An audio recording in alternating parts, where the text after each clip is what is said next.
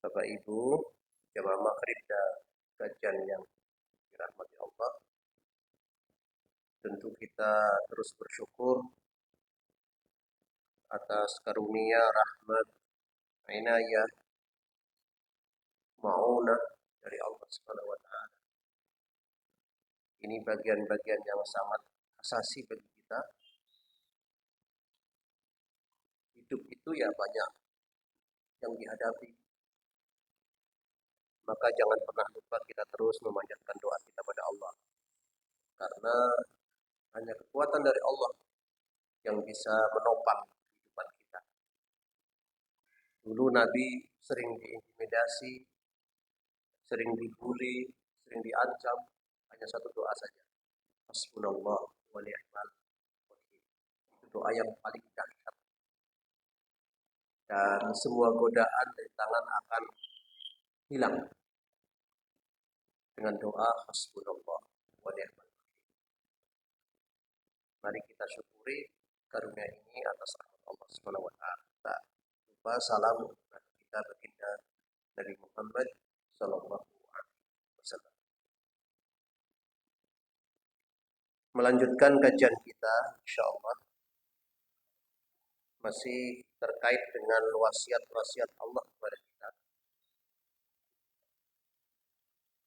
Kali ini kita akan membaca satu ayat Al-Qur'anul Karim di Al-An'am 153. A'udzu billahi minasyaitonir rajim. Wa anna hadza sirati mustaqima fattabi'uhu wa la tattabi'us subula fatafarraqa bikum 'an sabilihi dzalikum wasaqum bihi la'allakum tattaqun. Jadi ini wasiat Allah terkait dengan kemurnian Islam. Bicara tentang purifikasi kemurnian Islam. Kita mengingat bahwa lahirnya persyarikatan Muhammadiyah itu dalam upaya memurnikan ajaran Islam. Mungkin ada pertanyaan, dah emangnya Islam ini tidak murni? Yang disebut murni dan tidak murni itu dilihat dari rujukannya. Kalau rujukannya itu Al-Quran dan Al-Hadis, itu murni. Tetapi kalau faham Islam tidak merujuk ke sana, itu tidak murni. Oleh sebab itu, lahirnya persyarikatan ini, tujuan yang paling utama adalah memurnikan ajaran Islam. Dengan slogan Ar-Ruju' ilal Kitabi was Sunnah. Kita harus kembali pada pokok asas paham agama kita, Quran dan ternyata ini selaras dengan Al-An'am 153. Wa anna hadza surati mustaqimah. Ketahuilah, inilah sirati, jalan hidupku atau faham agamaku. Inilah jalan faham agamaku. Mustaqimah, yang benar-benar lurus, tidak bengkak-bengkok. Fattabi'uhu, jalan yang lurus itu ikuti. Nah, jalan yang lurus menurut faham Muhammadiyah itu adalah ar-ruju' ilal kitabi was sunnah. Manakala faham agama itu rujukannya apa? Kitab dan sunnah, Quran dan hadis. Itu dianggap lurus. Tetapi kalau tidak ke sana, ya tidak lurus. Fattabi'u wa la tattabi'us subula. Jangan sekali-kali kamu itu mengikuti as-subul. Nah, para ulama termasuk Imam Mujahid. Ini seorang mufassir dari kalangan tabi'in, memahami as-subul itu adalah apa?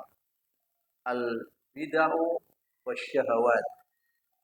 Jadi begini Pak, kalau kita lihat eh, narasi-narasi di YouTube itu sekarang sudah ada pertarungan antar paham agama. Sudah mulai ramai sekarang. Lihat paham agama menurut kelompok A, bandingkan dengan kelompok B. Yang di atas gambarnya membaca Al-Quran, yang di bawah gambarnya cingkrak-cingkrak. Jadi sekarang ramai itu. Ternyata ini sudah ada sejak lama sebenarnya. Dan Rasul sudah wanti-wanti. Al-Quran sudah kasih wasiat. Jangan begitu pahamnya. Jadi wala tattabi'us subula itu artinya jangan mengikuti agama yang campur aduk atau keluar dari jalur yang sebenarnya. Disebut di sini oleh Imam Mujahid sebagai al-bid'ah wasyahawat. Al-bid'ah yakni neko-neko, agama yang neko-neko. Wasyahawat, agama yang diwarnai dengan penuh kehidupan yang hedonis. Jadi kalau sudah bicara masalah hedonisme itu jadi ingat yang sedang ramai di YouTube. Tarik tambang, akhirnya tumbang. Nah, itu kan kasus-kasus yang hedonis sekali kehidupannya. Bersyukur ya, Muhammadiyah ini tidak mau menerima itu. Meskipun dirai, tapi mau lah. Karena dipikir-pikir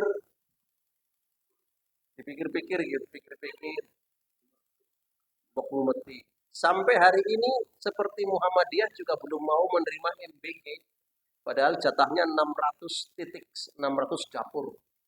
Muhammadiyah di jatah itu. Belum satu pun yang diambil kecuali Universitas Aisyah. Jadi dari 600 itu baru diambil satu. Oh yang lain Pak Maskur nggak ngambil, kenapa? Mungkin dipikir-pikir. Nah, ada kekhawatiran kalau kemudian Muhammadiyah ini akan terjebak dalam asyahwat, kehidupan yang hedonis, serba enak, serba nikmat. Padahal lahirnya Muhammadiyah itu perjuangan. Betul apa tidak Pak? Perjuangan. Gerakan amar ma'ruf nahi mungkar. Gerakan amar ma'ruf nahi mungkar di mana? Enggak ada, itu perjuangan murni. Soal ternyata ada hasilnya, yaitu hasil yang Allah anugerahkan kepada kita. Tetapi tujuan utamanya bukan syahwat. Maka di sini disebutkan wala tattabi'u as-subula. As-subul yakni al-bid'ah juga asyahwat. Bapak Ibu yang dirahmati Allah. Jadi ketahuilah bahwa faham agama yang benar itu menurut atau yang sesuai dengan Al-An'am 153 itu adalah agama Islam yang mendasarkan pada Quran dan hadis. Itulah sebabnya konsep ini menjadi dasar risalah Islam berkemajuan. Yang sering saya sampaikan ada 5 dasarnya itu. Tauhid, Quran dan hadis, tajdid, wasatiyah, dan rahmatan lil alamin. Ini dasar pemahaman Islam antara kemurnian dan modernisasi. Jadi Islam selain murni juga harus modern. Karena ada Islam yang murni tapi tidak modern.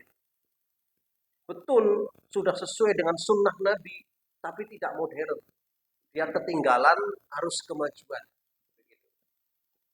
Saya membaca di analisis terakhir kemarin, bahwa Muhammadiyah ini prosentasenya menurun, Pak.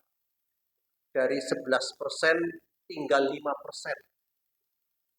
Sedangkan NU itu dari 30% naik ke 45%. Jadi kuantitas NU itu naik. Tapi kuantitas Muhammadiyah itu turun. Kualitas Muhammadiyah naik. Tapi kuantitasnya semakin turun. Nah ini ya Pak Maskur, dari 5%. Tapi kualitasnya naik. Karena Muhammadiyah berorientasi pada karya. Wong emung loro tapi karyanya banyak. Nah, termasuk salah satu kenapa jumlah Muhammadiyah itu menurun karena kalah di medsos, di antaranya begitu. Coba aja ustadz-ustadz kita yang di medsos berapa orang, misalkan gitu. Yang apa namanya, yang syuhroh, yang terkenal. Ya paling Ustadz tadi Hidayat, yang lain siapa? Ada. Sedangkan teman-teman kita yang syuhroh atau yang apa namanya terkenal itu banyak sekali. Nah, keterkenalan itu bisa membawa pada potensi kuantitas. Perlu apa tidak? Ya perlu. Ya perlu. Nah itulah, maka disarankan di bagian akhir, kemarin saya mengikuti acara konsolidasi di Jawa Tengah, di bagian akhir Ustadz Muhammadiyah harus aktif di dunia medsos dalam rangka meningkatkan kuantiti. Soal kualitas orang usah takon. Jangan tanya ke Muhammadiyah masalah kualitas. Jangan tanya itu. Tapi kuantitasnya memang perlu ditingkatkan. Nah, salah satunya adalah karena kurangnya di situ. Jadi kurang dikenal oleh publik. Nah emang tujuan kita biar dikenal? Bukan. Hartanya banyak, nanti kalau nggak ada yang ngurusi, dicolong ngomong. Jadi harus diurusi. Tetapi urusan modernisasi itu luar biasa. Oleh karena itu ada dua asas yang dipikul oleh Muhammadiyah. Satu, kemurnian Islam. Yang kedua, modernisasi. Murni dan modern. Bukan murni tapi konvensional. Bukan. Murni yang modern. Karena apa? Kita tidak bisa melepaskan diri dari tuntutan zaman. Betul apa tidak, Pak? Dari tuntutan zaman. Dan zaman itu terus bergerak. Nah, kalau kita tidak mengikuti gerakan itu, bukan larut, Pak. Kita mengikuti gerakan itu dengan penuh strategis dan kemampuan kita. Nah, itulah pentingnya. Kita kembali ke ayat. Wala tattabi'us subula. Jangan pernah mengikuti agama-agama yang campur dengan bid'ah. Karena apa? Fatafarraqu bikum an sabili. Nanti akan membuat porak-poranda kalian. Kita tahu, Pak. Jadi yang namanya al-bidah wal khurafat itu tidak akan pernah kokoh. Itu pasti akan porak-poranda di ujungnya. Sudah pasti itu sudah. Sedangkan yang punya kekuatan adalah tauhid atau Quran dan hadis. Dzalikum wasaqum bihi la'allakum tattaqun. Begitulah Allah kasih wasiat kepada kalian la'allakum tattaqun. Ini upaya untuk meningkatkan, ya, untuk meningkatkan ketakwaan kita.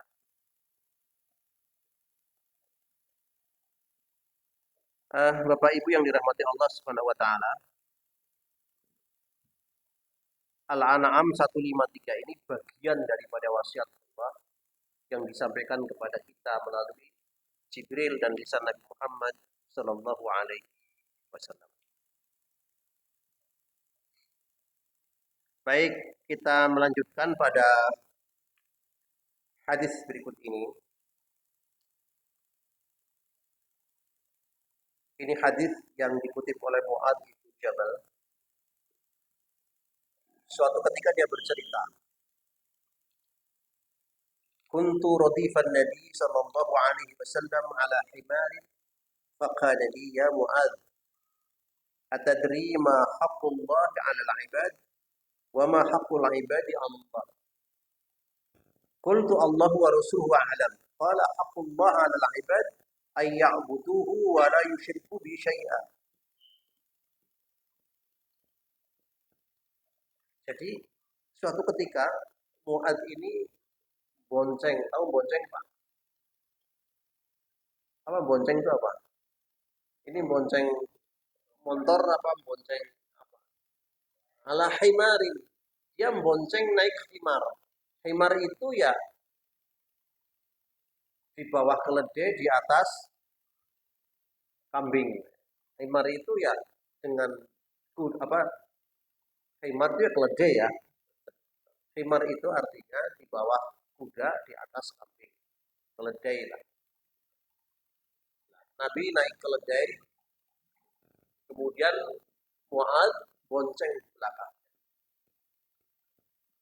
Lalu Nabi mengatakan, ya Mu'adz, wahai Mu'adz, kamu tahu nggak apa hak-hak kewajiban Allah kepada manusia dan hak-hak kewajiban manusia kepada Allah? Ternyata sangat sederhana, Pak. Allah itu hanya menuntut kepada umat manusia ayya'buduhu. Yang pertama, manusia harus menyembah Allah. Jadi kalau ada orang yang tidak mau menyembah Allah, ya tidak sesuai dengan kehendak Allah. Padahal Allah yang menciptakan manusia. Itu sama artinya kalau ada anak yang bangkang sama orang tua, itu berarti anak tidak sesuai dengan keinginan lahirnya manusia. Kan begitu? Karena dalam Al-Quran kan harus birrul walidain. Jadi anak yang durhaka itu anak yang membangkang kepada orang tua. Itu namanya al-aq. Karena apa? Tidak sesuai dengan kehendak Allah menciptakan manusia. Begitu. Suatu ketika nanti anak ini punya anak lagi. Anaknya juga harus birrul walidain, sama. Nah, itu hak-hak Allah.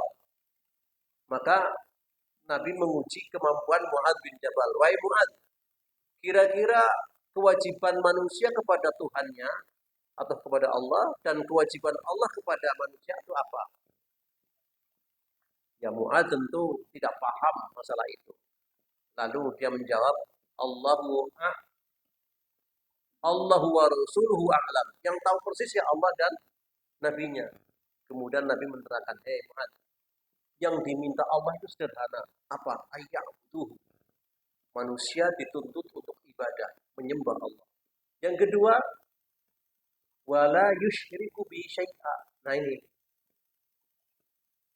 Di samping menyembah Allah juga tidak menyekutukan Allah. Tidak menduakan Allah. Ini tuntutan. Sederhana ya Pak ya. Jadi menungsa tidak dimintai apa-apa. Wis yang penting kowe gelem ibadah. Yang kedua tidak syirik kepada Allah. Itu udah cukup. Aslinya itu aslinya. Sederhana sekali kan? Ringan sekali permintaan Allah. Ya kalau begitu saya sudah tidak syirik. Ya nanti dulu. Karena pembahasan menyebutkan Allah ini kan jelimet sekali. Karena itu kan menyangkut masalah kesetiaan. Orang yang tidak setia kepada Allah ya dianggap menyebutkan Allah. Karena masih setia kepada yang lain. Kan walladzina amanu asyaddu hubban lillah. Jadi Allah harus diprioritaskan. Ada dua cinta. Dua cinta. Kalau laki-laki mencintai perempuan, perempuan mencintai laki-laki. Sekarang dari yang laki-laki dulu.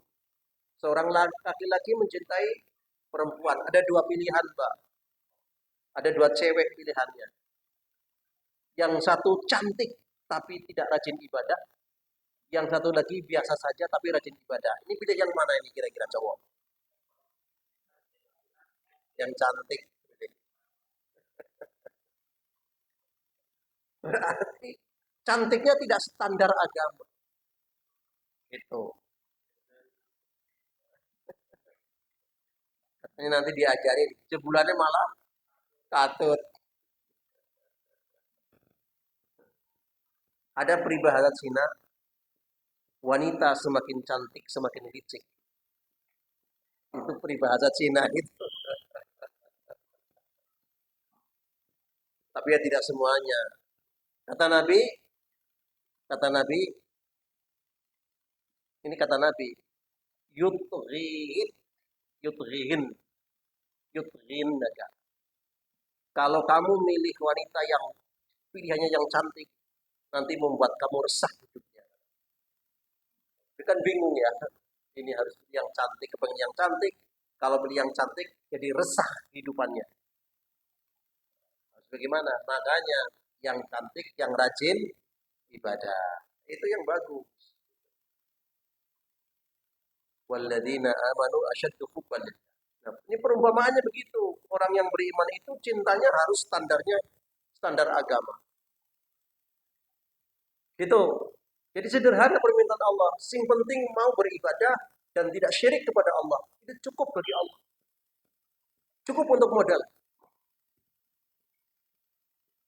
Nah, sekarang ketika manusia sudah beribadah kepada Allah dan tidak syirik kepada Allah, apa sekarang tuntutan Allah, tuntutan manusia kepada Allah? Alla yu'adziba man la yusyrika bi syai'a. Ya Allah, tidak boleh mengazab, tidak boleh menyiksa orang-orang yang tidak syirik kepada Allah.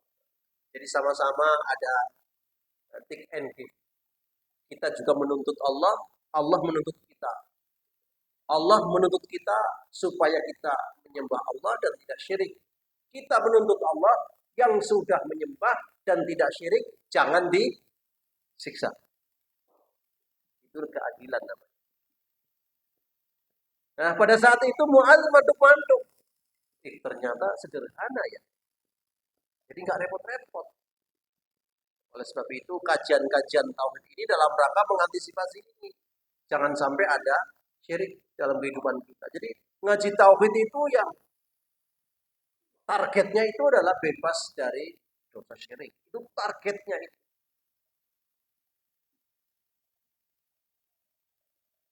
Nah, kemudian ketika Mu'adz sudah diberitahu seperti itu,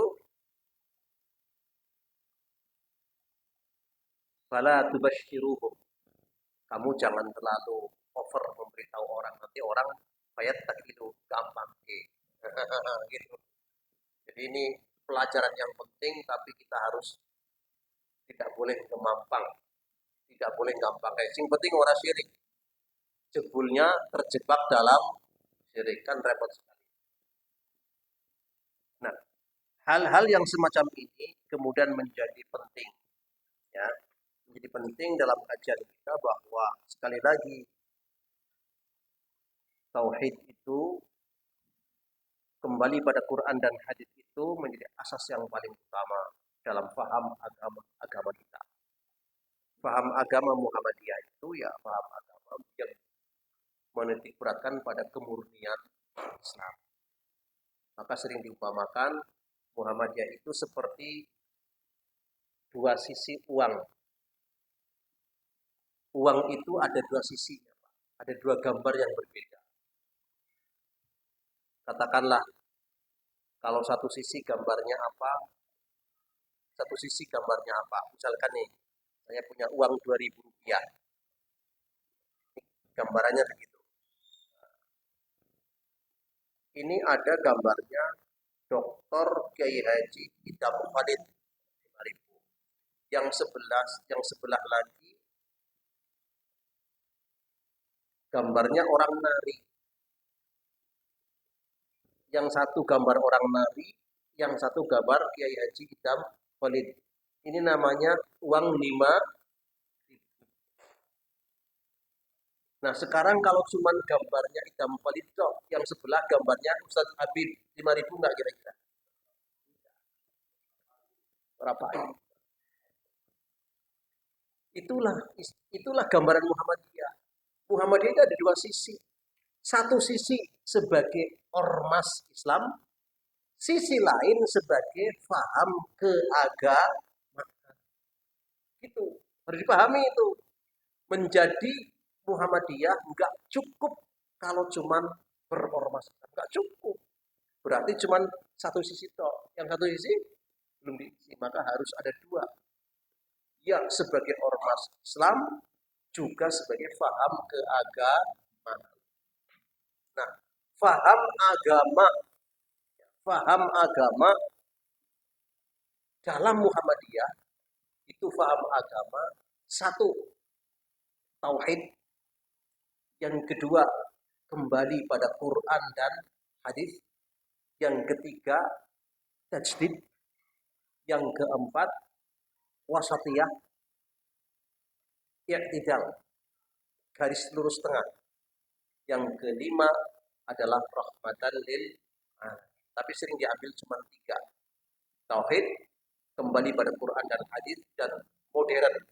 Itu ciri khas paham agama Muhammadiyah. Nah, yang jadi problem sekarang begini.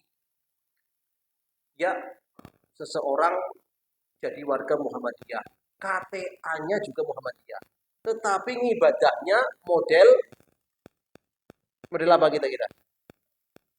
Aneh. Itu belum bermuhammadiyah namanya. Ada apa tidak, Pak?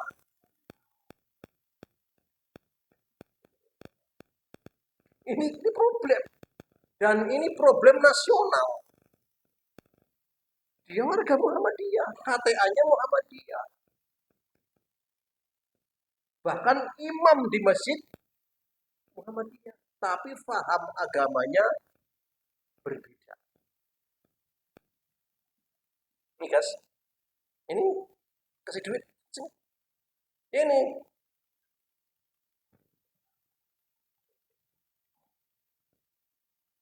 apa? Bilang apa? Nah,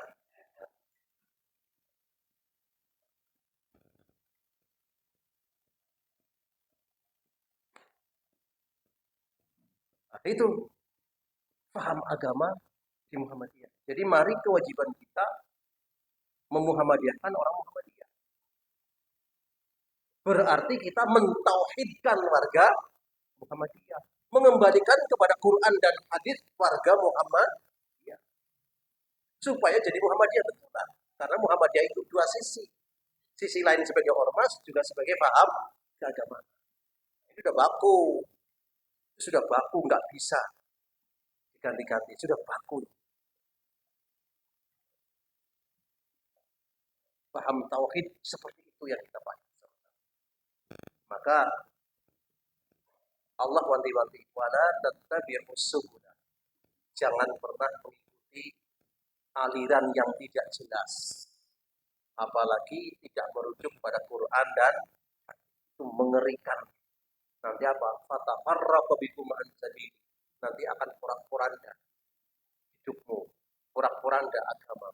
Wah, kalau udah begitu kan khusrah, menjadi kerugian yang nyata. Bapak Ibu yang dirahmati Allah Subhanahu wa taala, ini kita merampungkan bab yang lalu yang kita bahas terkait dengan wasiat-wasiat Allah kepada kita semuanya. Semoga ini menjadi hal yang sangat terpenting dalam rangka meluruskan faham agama kita, yakni agama yang bertauhid dan agama yang selalu merujuk pada Quran dan hadis. Karena itulah tujuan yang paling utama didirikannya perserikatan dalam rangka mengembalikan agar umat manusia ini dalam berislam benar-benar pada rujukan yang sebenar-benar.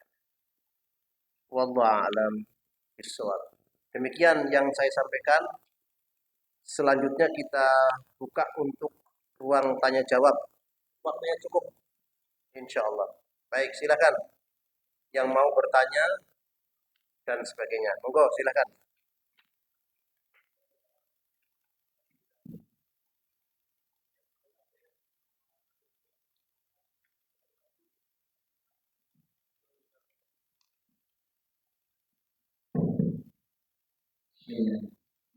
Assalamualaikum warahmatullahi